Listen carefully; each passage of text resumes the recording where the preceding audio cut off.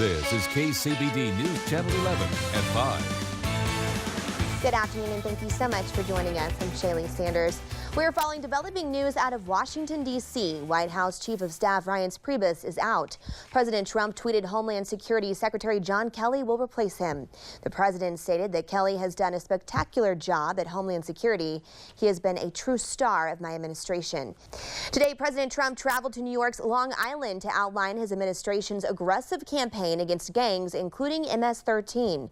Some Long Island communities have been the scene of killings carried out by MS-13 members, and Trump has made wiping out that gang a personal goal. He claims an aggressive crackdown by ICE officers and police is helping to liberate towns from gangs.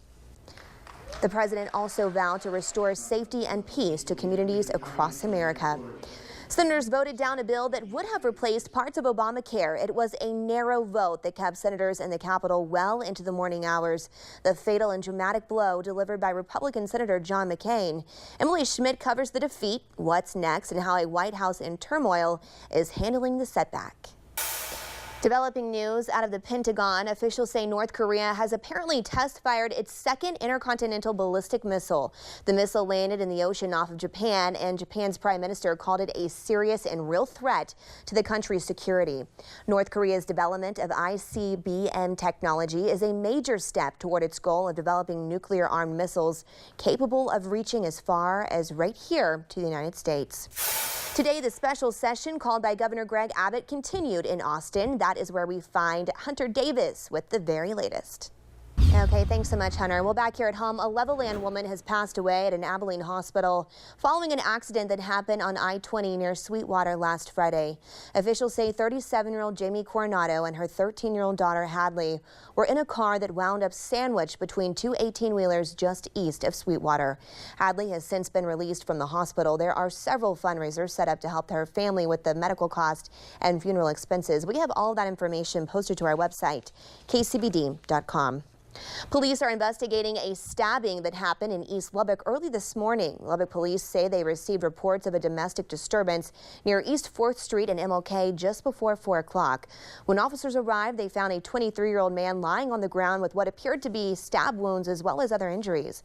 Police say the man's 40-year-old mother also had what appeared to be a stab wound. They were taken to UMC by ambulance with non-life-threatening injuries. Officers believe that a female began arguing with the 23-year-old man and the fight escalated. According to statements, one female suspect hit the man in the head with a beer bottle. A second female suspect then reportedly stabbed the man multiple times and then stabbed his mother, who tried to intervene. A third suspect allegedly fired multiple shots into the air. No one has been taken into custody at this time. Turning to our weather, we could be seeing a change in temperatures and a possibility of rain, but right now it is hot and John is finding some relief from the heat at the Back the Badge blood drive there at the South Plains Mall. John.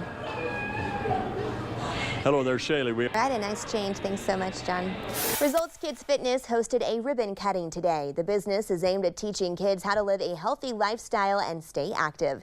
The children will set fitness, school, and life goals and receive the help they need to achieve them. We want kids to have confidence in both their physical and mental ability, walk into school with their chest held high. Results Kids Fitness will provide an introduction to many sports, including football, baseball, and wrestling. If you are interested in signing your children up, stop by their location on 50th Street across from 50th Street Caboose. And looking ahead to tomorrow, Peggy Sue's dinner and dance party is at the Clarion Hotel and Conference Center there on the South Loop. It's happening tomorrow. The doors open at 7. The dinner and show starts at 8. A portion of the proceeds will go to Meals on Wheels. Peggy Sue will be there, and tickets are $25 at the door. Well, new regulations could force cigarette manufacturers to make their products less addictive. Details up next. Plus, we will tell you why the Austin Police Department is pulling all of its Ford Explorer police cruisers. And John will be joining us again live from Back the Badge blood drive.